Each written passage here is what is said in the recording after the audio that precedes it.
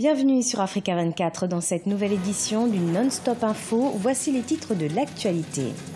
Alors que le conflit au Soudan du Sud entre dans sa 5e année, les États membres de l'autorité intergouvernementale pour le développement se sont réunis lundi 18 décembre en Éthiopie. Objectif, aborder la mise en œuvre de l'accord de paix de 2015. Au Rwanda, le Conseil de dialogue national s'est déroulé le 18 et 19 décembre à Kigali en présence du président Paul Kagame. Ce dialogue initié en 2003 est une opportunité pour le peuple rwandais de poser directement leurs questions à son exécutif. Et puis, retour sur la 8e édition des Awards du mannequinat africain. Les meilleurs top modèles du continent ont été récompensés lors de cet événement qui s'est tenu vendredi 15 décembre à Abidjan, en Côte d'Ivoire.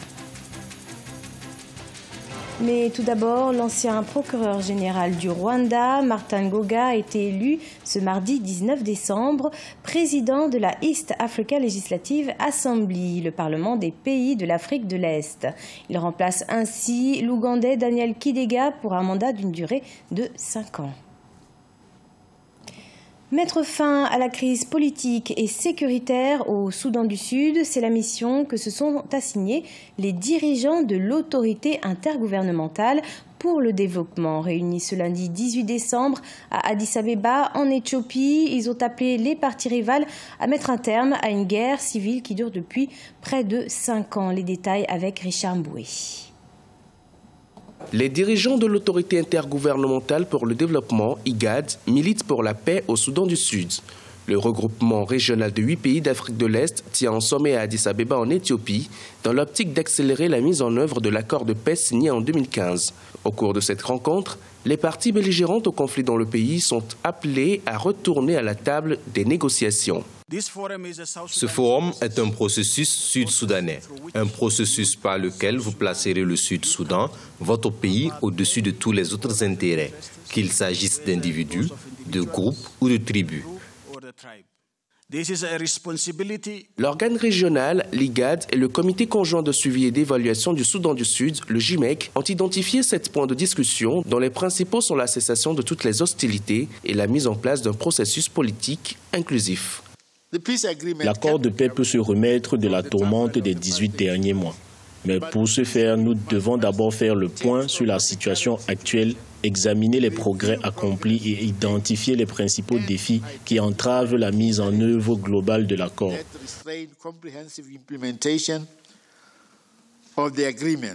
Indépendant en 2011, le Soudan du Sud est plongé dans une situation politique, sécuritaire et économique précaire qui ne favorise pas la mise en œuvre de l'accord de paix de 2015. Ce forum devra ainsi contribuer à relancer le processus de paix. Un sujet commenté par Deus Gracias Podo. Le droit de vote accordé aux Ghanéens de la diaspora, approuvé par un tribunal à Accra. Les Ghanéens de la diaspora pourront donc voter lors des élections de 2020. Des mesures d'urgence vont être mises en place pour accélérer le processus. La commission électorale dispose en effet d'un délai de 12 mois pour s'assurer de l'applicabilité de l'ordonnance du tribunal. La 15e édition du Conseil de dialogue national au Rwanda s'est achevée mardi 19 décembre. 2000 Rwandais et partenaires du pays issus de la diaspora se sont réunis dans le cadre de la reconstruction nationale. Le programme septennal du gouvernement rwandais était ainsi au cœur des discussions. Le point dans ce reportage de Fraternda Kaisenga, notre correspondant au Rwanda.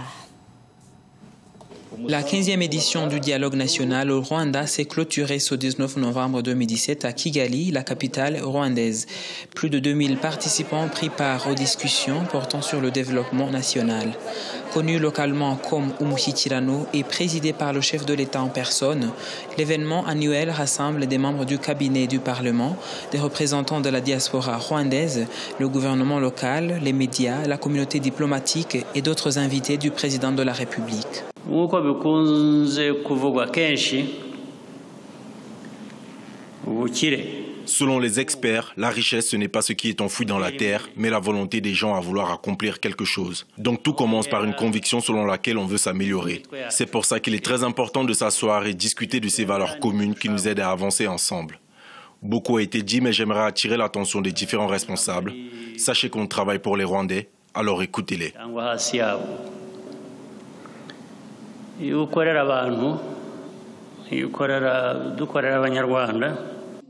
Lors de l'événement, les Rwandais de tout le pays ont l'opportunité de poser des questions directement à leurs dirigeants, comme les activités du dialogue sont diffusées en direct sur différents centres installés dans le pays et sur les réseaux sociaux. Les discussions de cette année ont porté spécialement sur les programmes septennals du gouvernement et l'implication de la jeunesse dans la transformation nationale. J'ai vécu au Canada pendant très longtemps et je ne connaissais pas grand-chose de ce qui se passait au Rwanda. Quand je suis venu participer au dialogue national en 2014, j'ai été très surpris par le niveau de développement que j'ai vu. J'ai été touché par les efforts que le gouvernement fait pour encourager les jeunes à investir dans l'innovation. Et c'est ainsi que mon collègue et moi avons pu créer une entreprise de promotion des produits rwandais à l'étranger. Notons que de cette 15e édition du dialogue national est sortie 8 résolutions portant notamment sur l'amélioration de la qualité de l'éducation et la reconsidération des valeurs culturelles rwandaises, entre autres. 500 milliards de francs CFA, c'est ce que rapporte chaque année la filière boulangerie au Sénégal. Un secteur en pleine expansion qui mobilise plus de 30 000 emplois, des chiffres délivrés lors de la concertation nationale sur la filière boulangère qui s'est tenue lundi 18 décembre.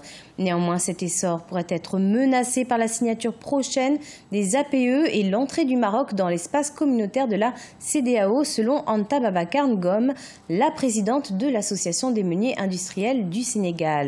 Elle exhorte ainsi les autorités à protéger et préparer l'industrie locale face à l'arrivée de nouveaux concurrents.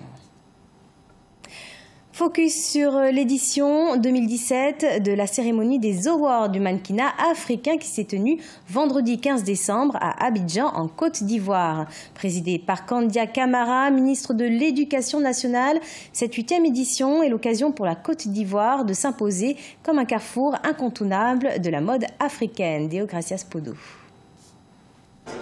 Une cérémonie pour sublimer et récompenser le talent, le courage et la détermination des icônes d'été. La 8e édition des Awards du mannequinat africain a tenu ses promesses dans la capitale ivoirienne, Abidjan. Plusieurs distinctions ont été offertes à une vingtaine d'acteurs de la mode. Entre strass et paillettes, émotion et reconnaissance, c'est l'événement des plus attendus par tous les mannequins à travers le continent. L'objectif aura été surtout de leur permettre d'échanger sur les défis de leur profession. Le mannequinat est un métier aussi noble que la musique, que la peinture. On a réussi avec ça à créer une sympathie avec le téléspectateur qui aujourd'hui sait très bien que ce sont des enfants, des êtres humains comme tout le monde, qui ont leurs beaux et leurs mauvais jours, qui ont une éducation aussi et qui ont une bonne moralité, qui ont des valeurs spirituelles et éducatives. La 8e édition des Awards du mannequinat africain a été présidée par la ministre en charge de l'Éducation nationale, Kandia Camara. Depuis 2015, l'événement se tient autour de 2 grands axes, notamment la nomination des mannequins exerçant en Côte d'Ivoire et en Afrique et celle des rois et reines des thés de la diaspora. Un sentiment de satisfaction parce que ce prix-là vient couronner toute une année de travail. Voilà. Et ensuite, un sentiment de joie. Grâce aux mannequins, les textiles, aujourd'hui les stylistes arrivent à vendre, arrivent à faire valoir ce qu'ils font comme métier. Et ils gagnent beaucoup. Donc c'est normal aussi que les mannequins puissent être valorisés, pouvoir gagner beaucoup. Depuis quelques années, la Côte d'Ivoire tente de s'imposer sur le continent comme une plaque tournante de la mode et en particulier celle de la célébration du mannequinat. Le pays compte plus d'une vingtaine d'agences de mannequins. Fait marquant de ces Awards 2017, les mannequins Fatim Sidimé, Awa Sanoko et Tony Santana ont reçu les récompenses les plus prestigieuses. Le rendez-vous est pris pour 2018 pour une cérémonie plus riche en émotions. C'était le journal de la rédaction. Merci de l'avoir suivi. Retrouvez dans un instant une nouvelle édition de l'information sur Africa 24.